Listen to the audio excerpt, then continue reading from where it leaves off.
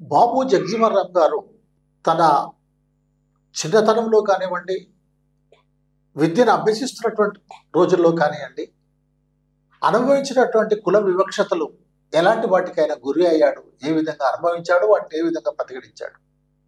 బాబు జగజీవనరావు గారు 1914లో ఆరా పట్టణంలో విద్యను అభ్యసించాడు. ప్రాథమిక విద్యను అభ్యసించాడు. 1925లో అగర్వాల్ స్కూల్లో మెట్రిక్ విద్యను కంప్లీట్ చేశాడు. 1925లో బనారస్కి వెళ్ళి ఉన్నత విద్యను అభ్యసించడానికి వెళ్ళడం జరిగింది. అక్కడ అనారోగ్యానికి గురై 1927లో కలకత్తా విశ్వవిద్యాలయం నుంచి బిఎస్సి పట్టాను తీసుకోవడం జరిగింది. మీరు అడిగిన ప్రశ్నలో చాలా విశేషమైన విశ్లేషణ చేసేంత సమాచారము అతని జీవితంలో కనబడుతుంటది.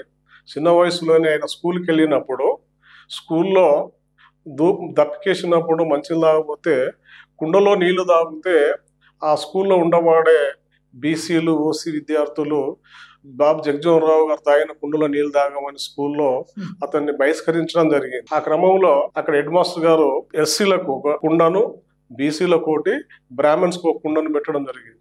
ఆ కుండలోని నీళ్లు నేను తాగిన కుండలోని నీళ్లు వీళ్ళు వ్యతిరేకించారు అని చెప్పి బాబు జగజీవనరావు గారు కుల వివక్షను ఎదుర్కొంటూ ఆ కుండలన్నీ పగలగొడుతుండేవాడు.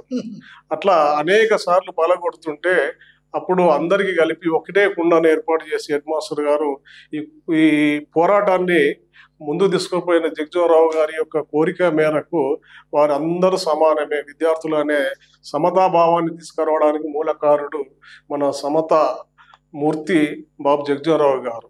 అట్లాగనే వారు ఇంటర్మీడియట్ మెట్రికులేషన్ చదువుతున్నప్పుడు కానీ లేదా బనారస్ యూనివర్సిటీకి వచ్చినప్పుడు బనారస్ యూనివర్సిటీలో క్షౌరం చేయించుకుందామని, కటింగ్ చేయించుకుందామని మంగళ షాపు పోయినప్పుడు మంగళ వాళ్ళు ఇతడు షెడ్యూల్ క్యాస్ట్ సంబంధించిన వాడని చెమరు అని తెలవగానే అతనికి కటింగ్ చేయకుండా నిరాకరిస్తుంటారు.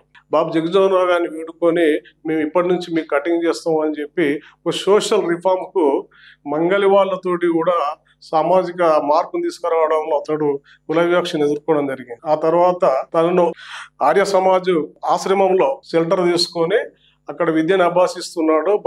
బనారస్లో కూడా బెనారస్లో ఉండబడే ఆర్య సమాజ్ హాస్టల్లో ఈయన షెడ్యూల్ క్యాస్ట్ తెలియగానే వర్కర్లు ఈయన గిన్నెలు కడగడం, చిన్న పల్లెలు కడగడం ఆపేశారు. అక్కడి మేనేజ్మెంట్ వర్కర్ల మీద సీరియస్ అయితే వాళ్ళు పనే బంద్ చేశారు. ఈయన జగజీవనరావు గారు ఎప్పుడైతే హాస్టల్కి వెళ్ళిపోతాడో అప్పుడే మేము పనిలో చేరుతామని.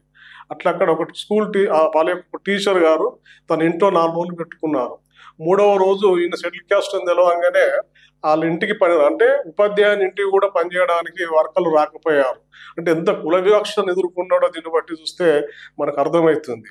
అక్కడి నుంచి వెళ్ళి ఆయన ఒక శూద్రుని ఇల్లుని కిరాయి తీసుకోవడానికి పోయింది. ఈ కుల వివక్షత కన్నా నేను సొంతగానే ఒక ఇల్లు కిరాయి తీసుకుందాం అని చెప్పి ఆసిఘాట్కు వెళ్ళి ఆసిఘాట్లోని ఒక శూద్రుని ఇంటిని కిరాయి తీసుకొని ఒక 1 month అడ్వాన్స్ ఇచ్చాడు. ఆ అడ్వాన్స్ ఇచ్చిన తర్వాత ఈయన అన్ని సామాన్ తీసుకొని వస్తుంటే ఆ ఇంటి ఓనర్ ఎదురుగా పోయి నాకు ఈ అడ్వాన్స్ వద్దు, నేను కిరాయికి ఇయ్యను అంటాడు.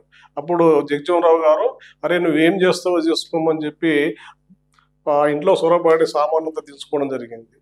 అంటే ఎందుకు అంటే నేను ఒక బ్రాహ్మణ్ దగ్గర నేను పనిచేస్తున్నా, జీతం ఉన్నాను, ఆ బ్రాహ్మణుడు నన్ను జీతం తీసేస్తే నా కుటుంబం రోడ్డు మీదకి వస్తుంది అని చెప్పి శూద్రుడు ఈ షెడ్యూల్ క్యాస్ట్ వాళ్ళని ఇళ్లలో ఉంచుకోవడం సరి అనేది కాదు అనే ఉద్దేశంతో అక్కడ పోరాటం జరిగింది. కొద్ది నెలల తర్వాత ఆ ఇంటి ఓనరు జగజీవనరావు గారు ఇద్దరు స్నేహితులై ఒక మంచి సామాజిక ఆలోచనతోటి ఆ బెనారస్లో ఒక సంస్కరణలు తీసుకురావడం జరిగిందని చెప్పడం జరుగుతుంది.